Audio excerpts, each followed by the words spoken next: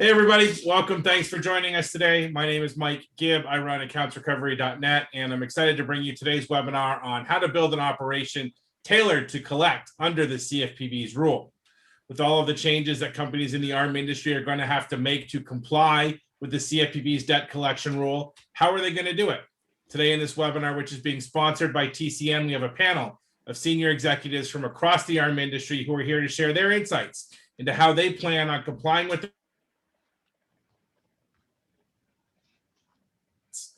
Before introducing the panel, I want to take a quick second and talk about accountsrecovery.net, which I hope acts as a one-stop shop for all your industry spotlight a couple of ongoing video series that you'll find available for free on the site.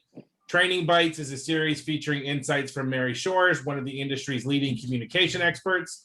And You Wanted a Rule, You Got a Rule is a series featuring John Bedard breaking down each section of the CFPB's debt collection rule. You'll find both of those series on the video section of accountsrecovery.net. As I mentioned, this webinar is being generously sponsored by TCN. You'll get the chance to hear more about them a little later in our program, and I'm going to put a link to them in the chat box now if you wanted to check out their website. Now, let me tell you a little bit about today's speakers. Jim Beck is the Chief Operating Officer at MRS BPO. He joined the company in May 2018. As COO, Jim oversees all of MRS's first and third-party collections across 3 domestic locations and for all of its clients. Jim's primary responsibility is integrating MRS's cutting-edge technology, which includes the industry's first fully functional conversational IVR with proven collection success with traditional collections. Jim previously worked at ARS National Services in California, where he ran all of the company's operations. Jay Gonzalez is president of Action Collection Agencies in Middleborough, Massachusetts. He has been a professional in the collection industry for more than 30 years. Jay was elected to ACA International's executive committee as treasurer in 2005 and served as ACA's president in 2008 and 2009. He was elected to the board of directors in July 2015 and recently chaired ACA's board-level advocacy committee, which oversees the Federal Affairs, Legislative, and State Affairs Committee. He has earned ACA International Fellowship of Credit and Collection Executives, Master Credit Executive, Professional Collection Specialist, and Trainer Specialist designations, and is an ACA certified instructor. Jay received ACA's James K. Erickson Continuous Service Award in 2011, the ACA Member of the Year Award in 2013, and the Fred Kirshner Certified Instructor Achievement Award in 2019. Matt Kiefer is the Chief Officer of Information, Compliance, and Development of the Preferred Group of Tampa. Matt has been working in healthcare revenue cycle management since 1997 and has more than 18 years of experience specific to both first and third-party collections and the unique challenges related to compliance and technology. Matt is past president and now current president again for the Florida Collectors Association, former membership director for the National Healthcare Collectors Association, a member of HFMA, a 2-time national delegate, and a current member of the Healthcare Services Committee with ACA International. The format for today's webinar is going to be a panel discussion. We encourage everybody to submit questions, and we'll get to them as the discussion is ongoing. To submit a question, please either enter it into the Q&A tab or the chat module on your Zoom webinar control panel. This event is being recorded, and a recording will be made available in the coming days on accountsrecovery.net. All right. We were joking before we started. I've got one question for this webinar, and I think it's going to take up the entire hour. And that question is, which aspects of the rule are the ones keeping you awake at night? Matt Kiefer, will let you kick us off today. Wow, I think all of them, or a lot of them, for sure. Since there is so much to talk about, I'll just discuss a few. Then you guys can, bring what you feel is keeping you up, and then we'll just keep going around and around. I think the biggest thing for us is going to be call frequency and dealing with that, especially in the medical arena. You have medical debts, and a patient may have multiple medical debts. So, your 7 calls or 7 attempts in 7 days, you could be calling on multiple accounts, especially when somebody shares a cell phone, that's the house phone, and you're calling on multiple people within that household. The other thing is, you're dealing with a particular person and not a particular consumer. So it's more broad, and I think that's the thing that is going to be one of those things out there that attorneys going to be looking at to get you with. On I'll pass it around to you guys. Yeah, I would agree with Matt. However, here in Massachusetts, we've had a limited contact rule for decades, really, and it's even more stringent than what the CFPB is calling for. It's two contacts within a 7-day period.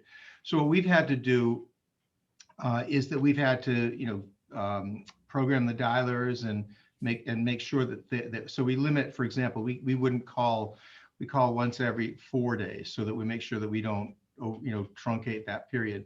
So we've been living with that for a while. I think it does limit you to some extent. Of course, the rule does allow you to return the calls if the person has asked you to, and that's kind of a good thing. So that's a bit of a challenge, but not so much for us. Other things that I would be more concerned about, at least thus far. Few things. First of all, we kind of know what we have right now. We don't know what's going to happen under this new administration, since these rules came out under the previous administration. And honestly, I think there were a lot of things that are positive about it. We were actually rather pleased with some of the rules. For example, the limited content message was finalized, emailing and texting, which I know in Jim's environment, where it's, a lot of that kind of virtual communications is a big thing. Some of the clarifications of opt-out with the text, and then and the frequency limitations were not extended to the electronic communications, which was a good thing. So there's some good stuff there. My fear is what's going to happen now. We know what Chairwoman Waters has come out and said. So we know that there's going to be some stuff to try. I fear that there'll be some unraveling of some of these good things. That's my big concern. Keeping me up at night right now, it's more the model language in the notice, because my fear is that, I believe, because we do a lot of first party work, so we get a lot of data in our files coming over to do the first party stuff. But my fear is making sure that the clients will be able to provide, the date of last statement, date of last payment, date, all that kind of stuff that I think is going to be required. That's what we're kind of planning for now, is to get the clients ready when that time comes. Yeah, I had both of those things on my list. I think, to Matt's point on calling frequency, I think what you'll see historically in our industry was a very simple almost strategy, and almost everyone had the same one. You score your accounts and then you slope your manpower effort based on that slope, based on that score and that sloping. I think what you'll see is an evolution to almost a sloping of data, right? Because the amount of calls will flatten out between your higher scored and your lower scored accounts. And it'll ultimately be an investment in your higher scored accounts for, either better phone numbers or phone behavioral intelligence or, additional data coming in. So I think that will be an interesting change. And how that ultimately flows through into our labor models will be interesting as well. And then data accuracy of passing accurate data from our clients to us for the model validation notice, I think is critically important, and somewhere we're spending some time as well. And I think the last thing that I had that probably Matt and Jay didn't mention is probably fear and uncertainty around the new rules and our clients' reaction to those. I think that an interesting piece is there's been a lot of discussion around safe harbor language. And I think that safe harbor language is almost morphed into directive in some scenarios rather than truly what the term safe harbor means, which is, a level of protection. And so I think making sure that we have those accurate conversations, webinars, Mike, like you're providing and you referenced in the intro, but making sure that those facts get out there for both our clients, lawyers that are out there, and all the different operations. So I think that's important to this industry. Also, when it comes to omni-channel communications, a lot more agencies are moving towards a combination of, not just phone calls, but ringless voice drops, email, SMS. I think it's very helpful because it's, to the consumer's preference, but I think it's ripe for litigation where attorneys are going to come up with these creative lawsuits about harassment because of, you did 7 calls within 7 days, but you also left ringless voicemails, you contacted by email. So I think it's really important to take the precaution of making sure you have opt-outs on everything. And I think Go ahead. those opt-outs and then also integrating time preferences for customers across multiple channels. I think a lot of times people say, and I think you use the term omni-channel, Matt, in that. I think a lot of times people use the term omni-channel, but we're functioning in a multi-channel perspective. And the difference there is, omni-channel, everything's integrated and working together. Multi-channel, you have these, multiple attempts in either contact for a customer or communication with a customer. And I do think that these rules and, attorneys with and lawsuits will kind of force us more to that omni-channel where everything is integrated and connected. So I think that is high on my list of things we're thinking about right now. So I think a great point, Matt. And also, we talked about people opting out. If they say, don't contact me at this number, don't call me, don't leave me a ringless voicemail, you have to comply now.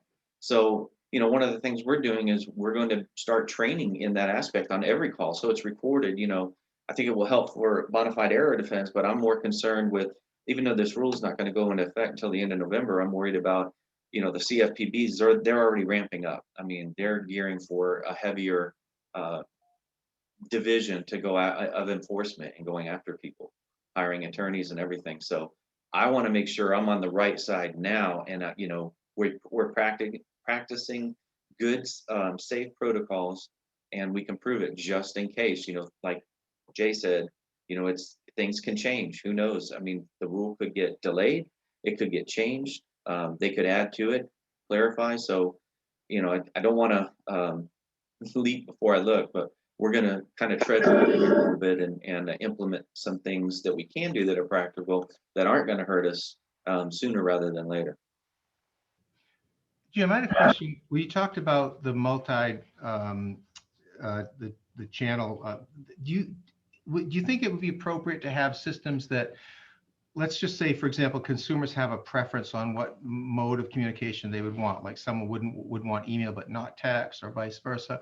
Do you see those systems kind of either defaulting or being able to accommodate that consumer request to avoid, these kinds of pitfalls where we lapse into perhaps the wrong channel mode of communication and then you end up being exposed?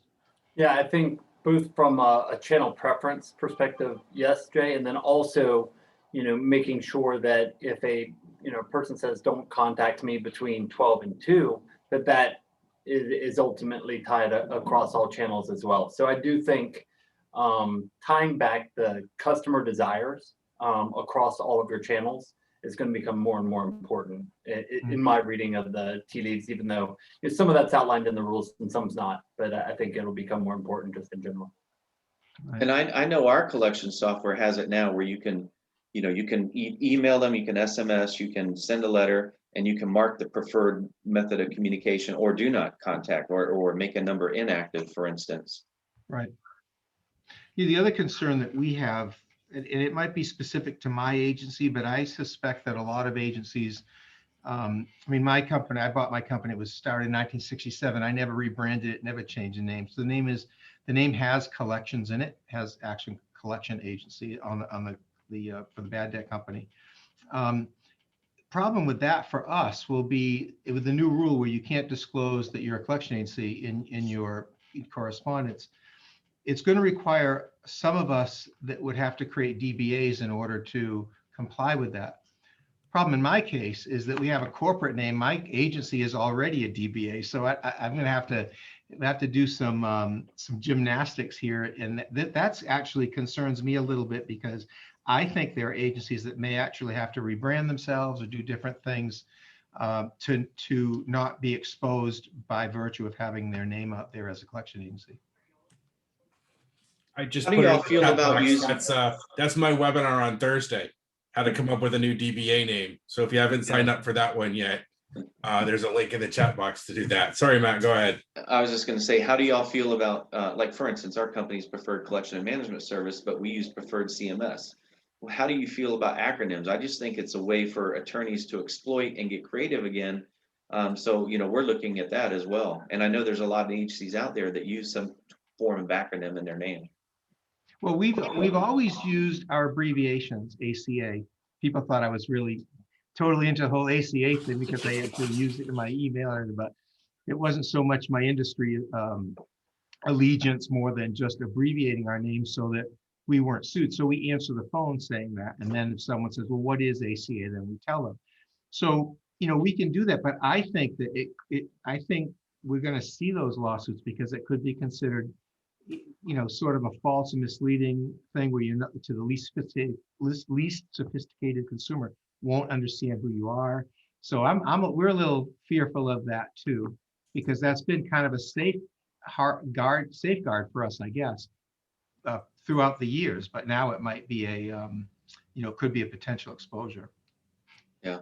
I don't want to change the subject, but we touched a little bit on this earlier, and that's about the validation notice. One of the things you're going to need to make sure you have is if you're going to use the model validation notice, it has places for interest and fees. And a lot in the medical arena, a lot of our clients, they don't charge interest or fees. But if you're going to use and want to use the safe harbor provision of those model notices, you're going to have to make sure those boxes are in there. And any of well, at least the required information is on the first page, and any of the optional, whether it's their optional or things you want to put on, are on the second page. But the most important thing, and I think it's going to be troublesome for our clients, is sending us data for fields that they are not used to dealing with, such as interest and fees. You're going to have to put something in that box, such as a 0. You can't put an NA, not applicable, or you can't leave it blank, and that's specific to the CFPB. The other thing is sending a validation notice to a decedent, somebody who's died.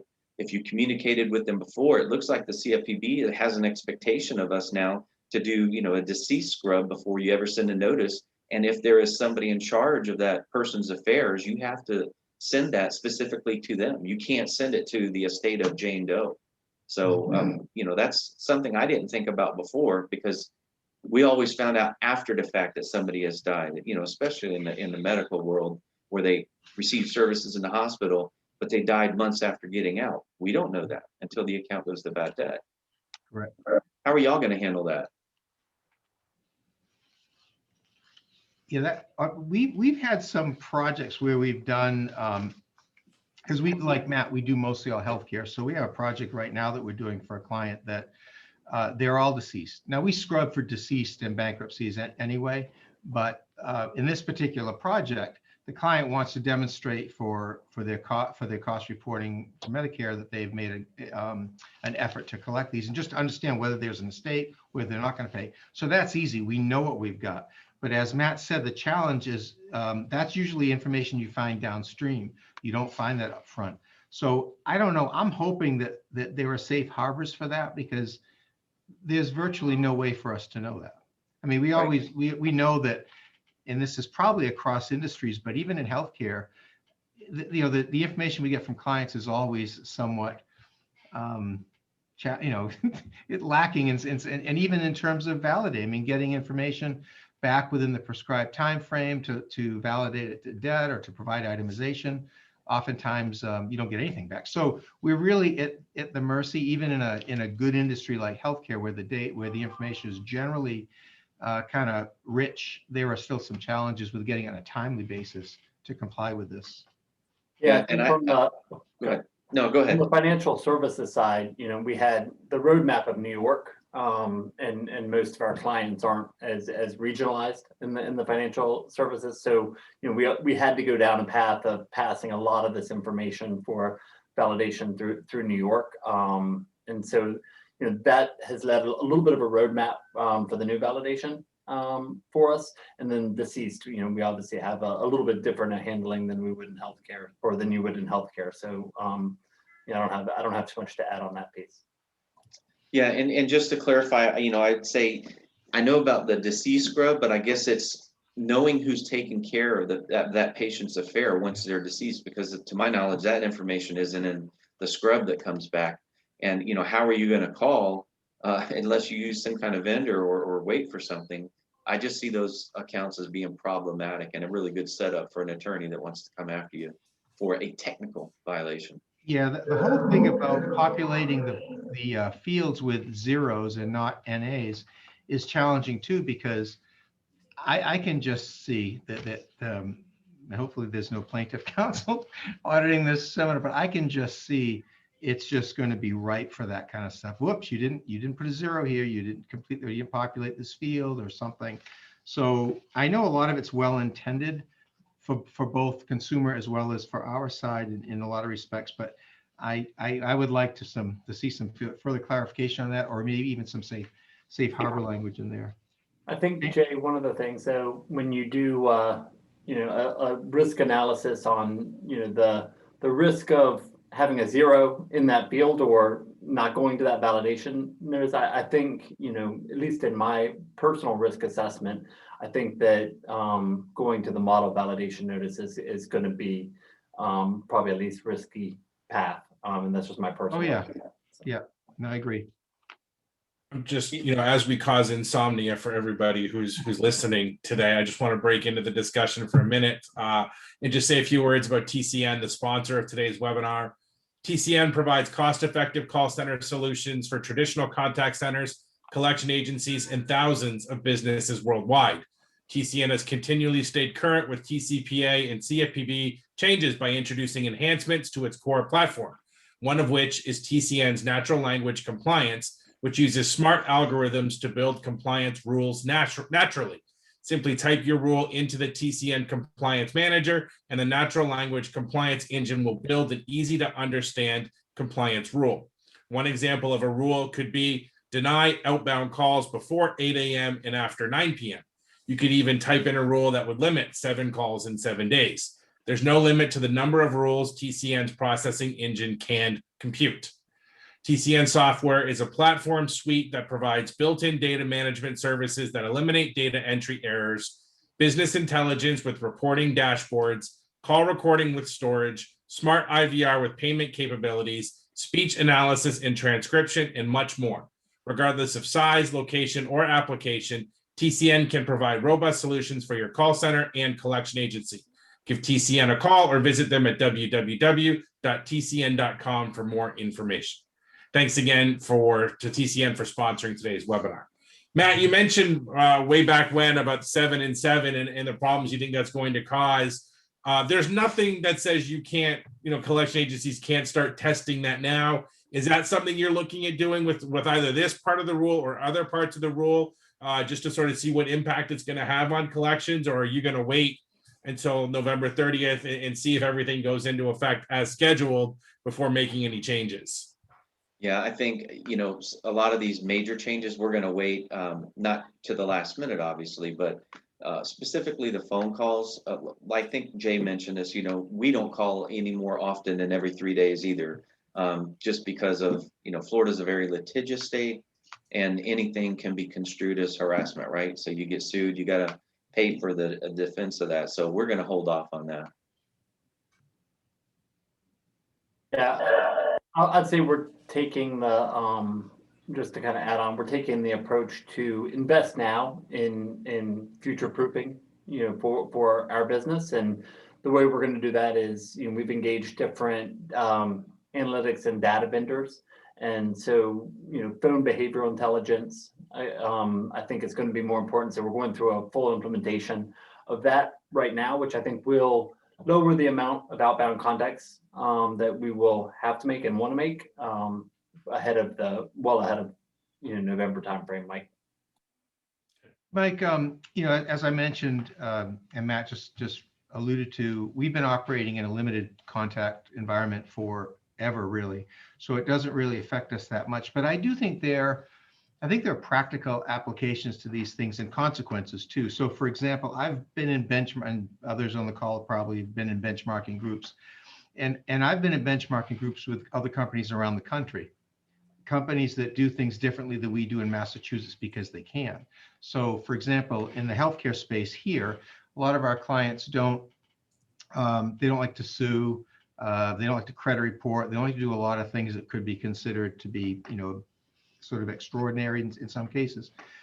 But one of the content, I think that limited contact has consequences because I know how some of my benchmark colleagues have fared because they can do things that we can't do. So I think it adversely affects your recovery rates for clients when you are restricted from contacting people, as we have been for a long time. It's just so I think it's good to be diligent about these things and be prepared. But I think flipping the switch too early may have some consequences in terms of recoveries and things like that. Yeah, I also wanted to touch on the validation note. I put a note here because I think typically a lot of agencies set it up that you give the person the validation period is 30 days from the date your mail is sent. But now the CFPB is saying, no, it's 30 days once they receive it. So I think your talk off, if you change your talk off at say day 32, to not make sure you're not overshadowing, you might want to consider upping that to maybe, I don't know, 35. I think the CFPB is allowing for 5 days, but like right now we're in a pandemic, mail wasn't going. You got ice storms and snow and stuff, and mail isn't going. What are you going to do to ensure you are making things practical? You might want to consider, day 38 or day 40, just to give an extra little window of time for that mail to get there, so you're not accused of overshadowing. Yeah, I wonder what that means too for companies that we don't do this, but for lettering on contact type of strategies. I mean, that throws a whole new monkey wrench into that, because how do you know? Because then you have to obviously provide validation once that contact has been made within that 5-day period. So that presents another challenge for those who use that strategy, I would think. Just to comment, I did a webinar a couple of weeks ago about the model validation notice, and someone pointed out that there's nothing that says that you have to try and collect the debt when you send the model validation notice. All you have to do is send the validation notice, and you've kind of complied with the rule. You can sort of start your collection efforts after that is sent if you wanted to do that too, because there were some concerns about trying to send a collection message in with the model validation notice. So something to consider. A question that's come in from the audience, it's something that you were talking a little bit about before, Jay, so I'm going to put it to you and then we can have a discussion about it. Is anyone having concerns over not being able to receive the information from medical facilities that is needed for the new validation notice? Yeah, that was one of my early insomnia producing issues was that because we do almost exclusively healthcare, and absent our first party is a little bit different, because especially if you're doing lettering, and we've started projects sometimes midstream, so we've had to sort of stagger the dunning sequences. So okay, well, when did the first statement go out? 30 days. So we've had to have the date of the last statement information in order to even do the project. Bad debt is a little bit different, where you're getting placements sort of, that's not that kind of midstream thing. You're getting them, it's more discrete. So our IT director is now, we're developing communications with our clients to make sure these are the things that we're going to need for those, because we don't get them from every client, but we do get them from some. So I think that's one thing that we are preparing to reach out to our clients, to let them know the data elements that are must-haves, and so that they can prepare. I mean, we work for clients on all the systems, on Epic and Meditech and Sori and all these different platforms. So we think we're probably going to be okay eventually, but I think that, like a lot of things, a lot of what we do is so dependent on our client communications to us, on timely communications, whether it's itemization, validate, providing proof of debt, things like that. So, we're somewhat subject to their, what they can do from an IT standpoint, but that process we've begun. Do either of you guys use multiple addresses in your letters? For instance, you have your agency PO box for maybe disputes and stuff, but you have a lockbox for cash, or for payments rather, by check and stuff? We do, but that's on our, now all of that is on our notices. Massachusetts requires, I think we have to have our physical location, our mailing location, and then of course on a payment portion, we have our pay site on that. So how are you going to handle that or overcome that as far as the single address on validation notice. Yeah, that's another, yeah, that's a good point. That's another one of our challenges that we've had to, my understanding though, is a lot of this, I think that they defer to, I think it's which has been the case anyway, they defer to the more stringent requirements. So like, for example, in Massachusetts, we have that 2 contacts within 7-day period. So that would trump the 7 and 7 that the feds have. So I assume that we're going to have to be subject to our state. A little federalism at play here, I suppose. That would be my understanding. I don't know if Jim, if you have any thoughts on that one. Yeah, I think the individual states would trump. I mean, I think you need to be compliant with each state specifically. And so, our collection again is not regionalized, but so we have, different disclosures for different state letters, different calling practices for, Massachusetts and, Right. all of those. So I think you've got to build that into your compliant management system, including, for the validation letter being different, on the addresses than your subsequent letters if needed. A question, another one for you, Jay. What was the impact of reducing contact frequency in Massachusetts? Well, I probably wasn't too clear on my answer. We've never reduced it. It's already been reduced. What I was referring to really was with my benchmark. I benchmarked with agencies all over the country, out in the Midwest, down south, where they didn't have the same restrictions, and some weren't licensed states, so they didn't have the state restrictions that we had. So I was really speaking relative to my fellow benchmark colleagues and the success that they had. I think because they had greater liberty in terms of contact, protocols versus what we had. So unfortunately, we've always been in this environment. To the question, I apologize for maybe not being clear about that, but I was really speaking relative to colleagues of whom I was very envious for the states that they operated in. Okay. I'm curious, and maybe I'm kind of too out there with this question, but if everybody or a lot of collection agencies go to using the limited content message and many of them deploy the model validation notice, I'm wondering if that's going to make it harder for collection agencies to stand out and collect from consumers. If they're all using the same tools and all sending the same message, is that something that should be of concern, especially if you've got individuals where they're being contacted by more than one collection agency? Well, I think you have to add into that, Mike, and then the same number of outbound calls at the same time, right? Like, you're gonna, potentially standardize that as well. I don't think so, to be honest with you. I think whether it's the options that you give customers, our voice IVR or web portal or agents, if you give them more options, I think that's a differentiator. If you, I think our agents will all change over time to handle more complex conversations. And I think the better you train those agents, the better you hire them, that'll be a differentiator. I think some of the, and I keep harping on data, but I think, the companies that invest in, better phone numbers to call and have a better success rate in reaching customers, that'll be a differentiator. So I think the differentiators will change. It'll go from brute force of, a bunch of additional calls to, who works smarter, who, has that omni-channel look at different technologies and who's training and hiring better people. And so I think that the differentiators will change, and companies you won't see the standard performance across every company. And I think if you look back on our history as an industry, that's always been the case, right? Things have standardized a little bit, whether it's our clients setting standard goals, and there's still differentiation in performance. And I think there's a bunch of different factors that go into that, and we'll continue to do so. Yeah, I actually would agree 100%. When I was considering that question, I was thinking, I suspect a lot of our notices now are fairly similar. We've got that, the big validation notice.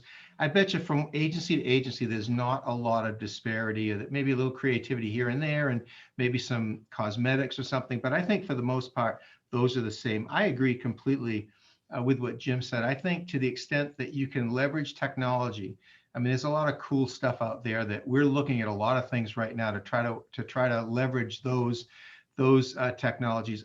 I mean, I've probably been around the business the longest of this group, and as Jim pointed out, as historically, I think our industry, we've always had that issue where there's been a common denominator to some extent.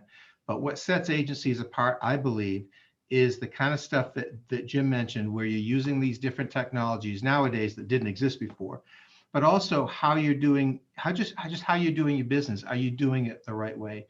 Are you treating consumers the right way? Are you treating your clients the right way? Are you doing the blocking and tackling that is the same really in any industry? Are you taking care of your clients? Are you responsive?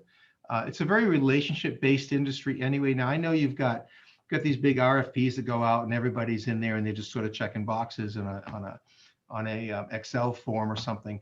But I still think there's a lot of individual things that certain companies will set themselves apart by the quality of the work they do, by how they manage the company, how they treat their employees, all that kind of good stuff that I think will always set good companies apart.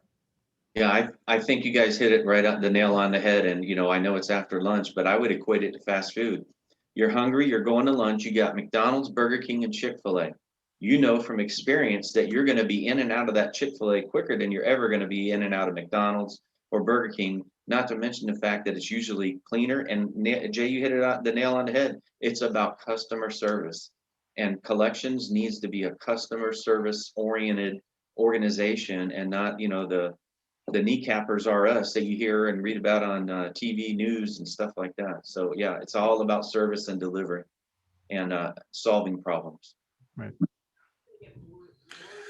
Matt, I asked you before if you were going to implement any changes before November 30th. Let me flip the question around. Are there changes you're not planning to implement? For example, there's no requirement that collection agencies send emails or send text messages. It's just something that you can start doing under the rule if it goes into effect on November 30th. Is there anything in the rule that you're contemplating not doing, even though the rule says it's going to be okay? Yeah, we're going to hold, I think, on letter changes for right now. We're going to, study it, evaluate it, but we're not going to implement it until it gets closer to that date, because the last thing I want to do is, spend a bunch of time making a bunch of changes, and then all of a sudden come, October or September, the rule changes, it's delayed, or it's stricken, whatever. I mean, they've already said that they might put it on hold. So I don't want to make huge changes. That's going to take a lot of time. I think the quick hits are going to be better for us, and we're already using email now. And like I said, I think some of the easy changes that can be done that are just great from a customer service perspective, as well as bona fide error defense, is ensuring that your collector on that call is having a conversation and saying, is this a good number? Is it your number? Is this your preferred method of communication? And documenting that all, and you got it in a recording so it can't come back to haunt you. That's what I see happening for our agency. Okay. Go ahead, Jim, you were going to say something? Sorry. Yeah, I was just going to say, I think we're, one of the things that we're thinking about, and it's interesting the way you even phrased the question, Mike, and not trying to, debate with you or anything, but when you say, the term of rules, like, are things that you're thinking about implementing because of the rules. I think there's some things within Regulation F that aren't necessarily rules based, but guidance based as well. And I think people are taking them as a rule. And so, one of the things that people are thinking about, well, with the new rule, you can text message. It's kind of a common thing that people say in there, right? And I think it's a little bit different than that. Really, is that within Regulation F, there's some guidance around third-party disclosure within a text message. But a lot of the concerns around text messaging are still TCPA concerns, not necessarily FTCPA concerns, or concerns from the CFPB. So, I think we are incorporating a lot of things from Regulation F, and will continue to do so. But as an industry and as a company, we need to also make sure that we are operating within practices that manage to the TCPA, that prevent third-party disclosure, which is what the safe harbor, language around the text message has. And I don't the safe harbor language is one way to do that. But I think that kind of clarity around the rules is important for everybody within this industry to make sure that they're carrying forward. Mike, I would only add to that. I would agree. We're sort of deferring any major. We're doing some of the stuff now. So emails. We're trying to move more into a electronic environment than we are now and have been for a while. But I just did some of my payables, and I just my letter vendor I just paid my letter vendor this morning, so it's huge, and I'm trying to minimize that one to the extent I can. And my vendor is in this environment, and they're trying to do this kind of stuff too to help us through that process. So we're trying to move to that. I think, like Matt said, we're preparing. We're really poring over this this B1 model notice and trying to make sure that we're able to do it. But we're not going to be incurring that additional, because it will be. There's no doubt it will be an additional expense with the amount of detail that they're looking for. And what we have to go through to get it, maybe from our clients. So yeah, we're just sort of trying to be poised for these things, because things could change. I'm fearful. My hope is that it'll change where where the new Congress does not, the new CFPB with a director who is Elizabeth Warren's protege. So that gives rise for some concern, although we're told that some of the ACA advocacy folks are saying it's not quite that bad as we're fearing. But nonetheless, I don't think it's going to get better. But if they just pull the plug on it, maybe things just stop, then maybe, I think gridlock is a good thing generally in government. So hopefully there might be some interruptions to some of the more onerous things that we have to do. So we just don't have a crystal ball.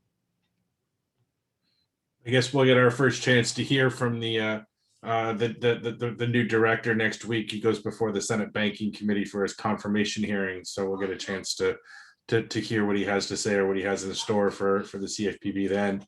Yeah. Another sort of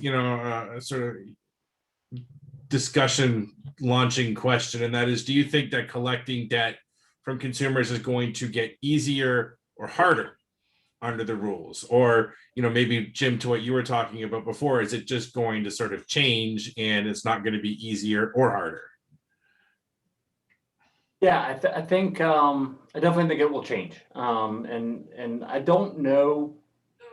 I think it'll become a more complicated business as we integrate different different communication channels, and those become tightly integrated throughout our entire industry. For years it's been, I always say, like horse and buggy, right? We send letters and make calls, which we're probably one of the last industries that's the primary communication channels. So as it changes, I think it will become more complicated. I do think that customers will have really good responses and continue to have increased responses to those additional channels. So in some scenarios, it may be easier, but your labor force may go from, a lot of reps and agents to technologists to compliance officers. So I think there'll be changes in our companies as well. So all of those things are exciting, interesting, but may lead to easier in the long term with a harder road to get there, is the way I'd say it, Mike. I would agree with that. I think it's a mixed bag.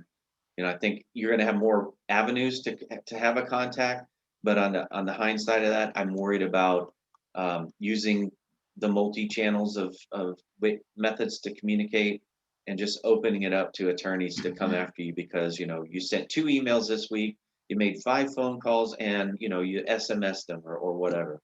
I'm just worried about the litigation to come and the creative litigation to come.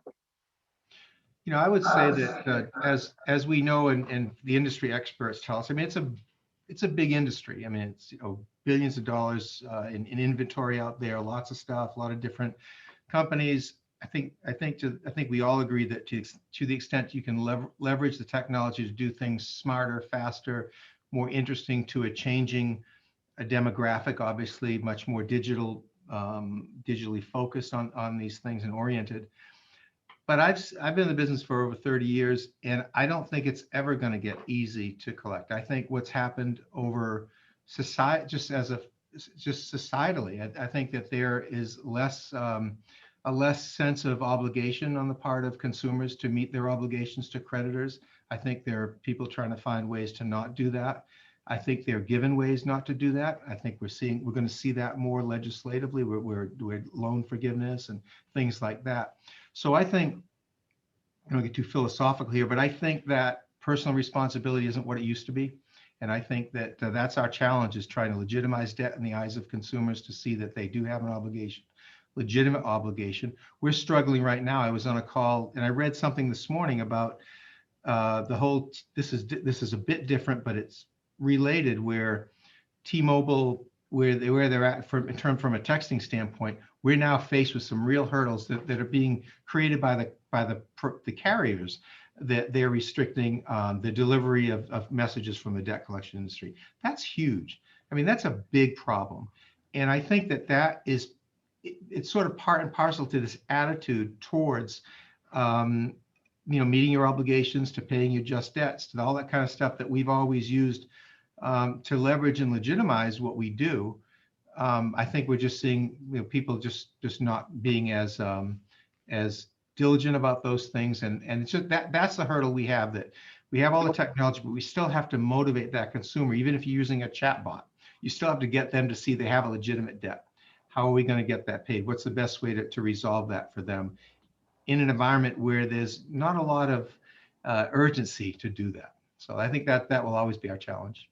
Yes, especially when it comes to medical. I mean, I don't know about you guys, but I'm looking at Becker's almost every day, if not every other day, and it seems like there's another 5 hospitals that are closing. Here's another 5 hospitals, especially in the rural areas where you have one hospital to serve a 200-300 mile radius, and when that closes shop, a person's got to take a hike to go see a doctor or something. So I think it's going to be increasingly problematic for our industry as well as hospitals and providers in general.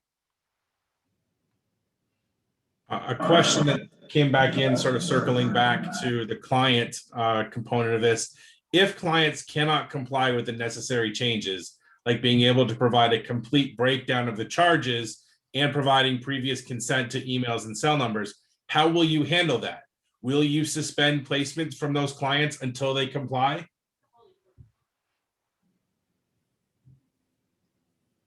I think we're going to have to. Or is it, let's hope it doesn't come to that? I mean, I would say the key is starting early and working with them now to try to figure out how to get there before November. I don't know if I would put a stake in the ground that, I'm going to, suspend placements depending on the size of the client and who it is, but we're going to hopefully try to work with them to early and make sure we outline exactly what we need from them. We test with them early and get that information into production well before November. So we've got some time now. We should be able to get it done. Is the way I'm looking at it. I think one of the things that we offer our clients, we're in addition to the work that we do, we're also information providers to our clients. They depend upon us for a lot of stuff. In fact, my IT director was up well into the early morning hours. We had a late call, a client that needed us to present the data for something they really needed today. And we worked hard to do that. We do that for our clients. So I think they're going to depend upon us even more now to be able to provide them with the guidance and the information they need to be able to help us comply with this and allow us to do the work that we do for them. So I think that we're going to have that kind of value added aspect to this still. I hope that we'll even further, I think, kind of marry us to our clients and have them see the value that we provide beyond just recovering delinquent accounts. And there's nothing, go ahead. I couldn't agree with what Jay just said more. I think when I first started, I haven't been in this industry as long as you have, Jay, but maybe 10 years, 10 years less or so. But when I first started, I always felt like we were supplying agents and representatives for our clients. And then at some point in time, I started to realize that we almost became a IT solution because the recoveries group couldn't get in a lot of the financial services couldn't get IT support. So we kind of came in to help there. And I think now that's shifting to where we may end up being a compliant solution and problem solving as well. So I do think that if we think of ourselves a little bit broader than, just a body shop of, collectors for our clients, and think of it along the exact way you said it, Jay, I think we can help our clients get that information and be pretty seamless there. Yeah. Yeah, I look at this as like a TCPA moment. I mean, this is a chance for you to get in front of your clients, educate them, and keep them out of litigation. And while a creditor may not be subject to the Reg F right now, I mean, who's to say it won't happen down the line? I mean, in Florida particularly, we had attorneys that would represent a patient, and the creditor's trying to collect from the patient or a consumer and not going to the attorney because they were not knowledgeable of the Florida Consumer Collection Practices Act, which basically regulates all collections in Florida, whether you're first party or third party, but it mirrors the FDCPA. So, educating your clients and keeping them out of trouble, just like you did when you had them, modify their guarantor agreements to add ATDS language and stuff like that. I think it's just another opportunity to sell yourself and prove yourself and set yourself apart from the competition because you're a knowledge source. Right. We've done here in Massachusetts, we have the same exact thing. We have a very aggressive activist attorney general. And I'm sure everybody knows, we successfully challenged them in court this year on the restrictions that they had placed on us during the pandemic, restricting our ability to contact consumers by telephone. And we won that. And the judge said, and you're hearing this more and more in some things, that you don't give up your constitutional rights during a pandemic, and that was our right. It was 8 counts, so we had First Amendment issues and due process and what kind of stuff. But we've always said that you have to be cognizant of what's going on in the states because it percolates up nationally. So problems that we've had in consumer protective states like Massachusetts and others sometimes will find its way into the language of the feds. I mean, and vice versa. I mean, a lot of the CFPB language is in our audits now that we never saw before. So there is a lot of that kind of back and forth of things that we have to never lose sight of. But it just pays to be sort of vigilant about these things, like you said. Matt, you mentioned the how important you think customer service is going to become, and I'm sure you'll agree that everyone will agree that it's important still today. Is there anything that you're doing or planning to do to improve, enhance, or sort of additional training with respect to customer service, and in light of how important you think it's going to become once the rule goes into effect? Well, I can't give away trade secrets because my boss would. No, we do that now. I mean, we have an in-service part of our preferred group of Tampa that we do in-service trainings to keep them out of hot water. Especially, we had I won't name the attorney group here in Florida, but they changed names several times because they got in a little hot water. But they're famous for sending out notices to creditors and hospitals saying they represent a patient just waiting for the hospital's internal staff to call them to collect on a debt, not call the attorney, but call the consumer, which violates the FCCPA. And they were suing and settling left and right. I mean, it was a gamut for them. And, it's unfortunate, but if you don't educate your client, it's just going to happen. And it's not just hospitals and providers. I mean, any mom and pop is going to try and collect on their own debt before sending it out to an agency. They're going to run the same risks. Okay.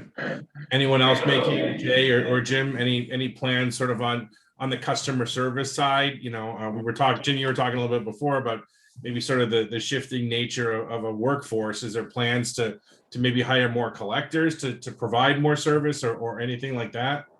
Yeah, maybe not exactly that plan, but definitely an investment in training. I think when we start back at the pandemic starting, we shifted everybody at home, including training. So we had at-home training classes. And I think, coming up on a year in, kind of realized that we undersold the amount that you learn and carry forward in culture and treatment from, being surrounded by people doing it really, really well. So we've adjusted some of our training and reorganized the leadership there. And I think that whether it's a new, the new administration coming in the CFPB, or whether it's just good practice. I think really leaning into any areas that look a little bit different than they did because of the pandemic or because of the new rules, and really analyzing whether that way you were doing it prior works today, is an exercise that I'm really trying to force my team to do. I'm trying to do it within all the areas I manage, and training was actually one recently. But I think looking at it from the top, rather than just bringing in more agents, is the way we're thinking about it. I would say we're doing the same thing. In fact, we have a educational, I think, an ACA program this afternoon. We're gonna have people attend, which has to do avoiding litigation, doing, the collection staff on that. So I think to the extent we can continue to avoid, we're focusing a little bit more than we probably have been because of all these changes. From a customer service standpoint, I think a hallmark of a company like ours that's not a major national company, we're not really little, but we're not huge, has always been, it's been a hallmark of ours to really take good care of our clients and to be responsive to things. So that really hasn't changed as much. We do those things, and I'm sure Matt's done them as well, like for healthcare, like the various associations, HFMA, AHAM, and things like that. I've spoken to the groups. We've done seminars for them, especially like TCPA is a good example because they were clueless. They expect you to collect all this money, but then they realize they didn't realize how handcuffed we are in a lot of respects. So yeah, so I think it's always a good opportunity to have those communications with your customer base. Excellent. Well, we've got exactly about 3 minutes left, and there's 3 of you, so I can do the math and assign each of you 1 minute or less if you don't want to take it all, to sort of share any parting words of wisdom, offer any solace to people who we know are going to keep awake for nights on end, for months. Maybe your version of an Ambien. I don't know, any sort of remarks or summary of what you said with respect to the rule or how companies can prepare for it. Jim, we'll start with you. Yeah, and I don't know if I have a full minute, but the thing that helps me personally sleep at night, whether it's with the rule or our industry in general, is to really invest in risk understanding and analyzing what the risks are, and then understanding whether your operational policies, procedures, practices, how do they line up with those risks. So rather than taking Regulation F, understand what are the risks that Regulation F is trying to address. And so is that third-party disclosure? Is it communication? And then really going through and saying, okay, how do all my practices line up with that? And once you're comfortable there, I think it's a lot less scary than just saying, here's a huge, 400 something pages of Regulation F. And so I think as an organization, that's what we're attempting to do.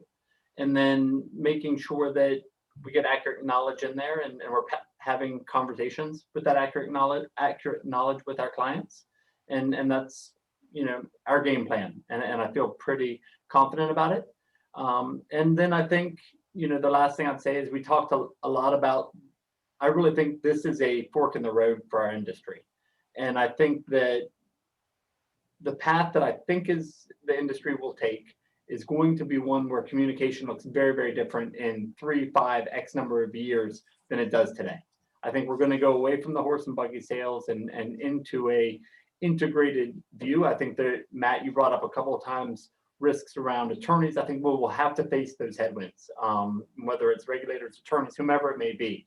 But I do think that if we go into it to find, looking at it from the customer's point of view and finding, ultimately easy ways for them to settle their debt or pay off their debt, and for us to provide information to them, and that21st looks seamless across multiple channels, then we would have done our job and turned the industry towards that, the 21st century, or maybe the 20, I guess that's 21st century, but a little bit late, but we would have done it. So that's kind of my thought. Excellent, thanks. Matt? Well, I think we've had a pretty good go of it the last 4 years under the previous administration, under the CFPB. I think it was fair. I'm not saying comfortable or we got away with anything, because I certainly don't believe that, but I think it was fair. And I think what's going to keep me up at night is what's going on right now. I mean, the ramping up of the CFPB enforcement division with attorneys. And once under Cordray, what was the first thing they came in and did? They looked at your financials. So it's almost like, let's see what we can stick them with and then we'll find the crime. And that's what keeps me up at night, and I don't sleep at night. I got bags. My bags have bags. All right. Well, thank you, Matt. Jay? Hey, Mike, thanks to you, Mike, and to TCN for sponsoring this for our industry. Appreciate that. I think that Mike summarized it very, very well in terms of what we need to do. I think that there are some things that must-dos, and they've been universal and timeless. That I think we agree to those things, just doing quality work, providing a quality service, remaining compliant, which is a big thing. Even more, I find, even more than our recovery, sometimes our clients are more concerned with compliance. So those are things that I think we need to continue to do. Try to really be smart. The technology that's out there, we're all looking at it now to try to get us through these, meander through some of these challenges. But it's a lot of wait and see now, especially as we've had a administrative pivot here. We'll see what the new one brings. But there's always opportunity where there are challenges, and I think our industry's always risen to the occasion. A great way to end it. Thank you. Jay, Matt, Jim, thank you so much for your time and your participation today. Really appreciate you sharing your insights with the audience. It was a great job. Thank you. Thanks, guys. Take care. Thanks for having us. Thanks again to TCN for sponsoring the webinar. Please go to www.tcn.com to learn more about the company. There's a link in the chat box as well. Also, I put a link in the chat box to share your feedback about today's event, and let me know if you have any other ideas you'd want to see in upcoming webinars. So click on that and share if you don't mind. Stay tuned to accountsrecovery.net. We got more news, more webinars coming up in the near future. You can find all of that information on the events calendar. Thanks again, everybody. Take care. We'll talk to you soon. Thank you. Goodbye.